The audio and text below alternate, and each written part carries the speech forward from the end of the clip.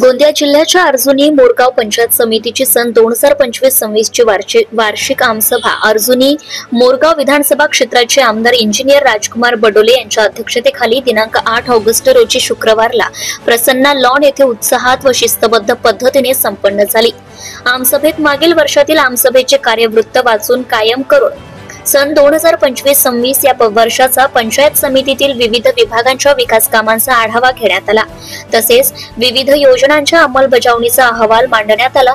शिक्षण, पाणी पुरवठा, आरोग्य, शेती, बांधकाम विभाग, आवास, बांधकाम उपविभाग, रस्ते बांधकाम विभाग, जलजीवन मिशन, महिला व बालकल्याण, रोजगार हमी, स्वच्छ भारत अभियान, उमेद, कृषी, पशुसंवर्धन, समाज कल्याण, तालुका कृषी यांसह इतर महत्त्वाच्या विषयांवर सविस्तर चर्चा करण्यात आली।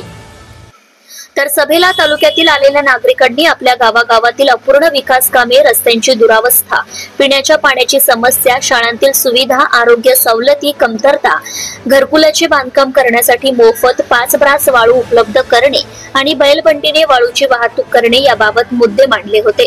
यावरती सभेचे अध्यक्ष आमदार इंजिनियर राजकुमार बडोले यांनी गटविकास अधिकाऱ्यांना उपाययोजना करण्याच्या आवश्यक सूचना दिल्या आणि बैलबंडीने वाळूची वाहतूक करणे हे कारवाईसाठी पात्र नसल्याचं सांगितलं। तसेच सभेत आगामी वर्षासाठीचा विकास आराखडा सादर करताना ग्रामीण भागात मूलभूत सुविधा उपलब्ध करून देण्यासाठी सर्व विभागांनी एकत्रितपणे कार्य करावे आणि शासकीय योजनांची प्रभावीपणे अंमलबजावणी तसेच योजनांचा नागरिकांना अधिकाधिक लाभ देण्यासाठी महत्त्वपूर्ण चर्चा व निर्णय घेण्यात आल्याचं सभेच्या अध्यक्षांनी सांगितले।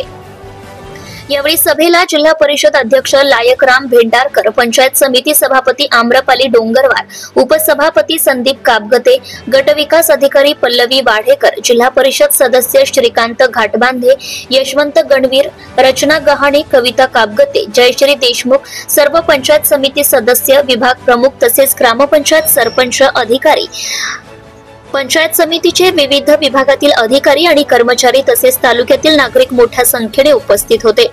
जनता टाइम्स जटा टीव्ही चॅनलसाठी Babudan Meshram, Vidarbha bureau chief. Subscribe now and press the bell icon. Never miss an update.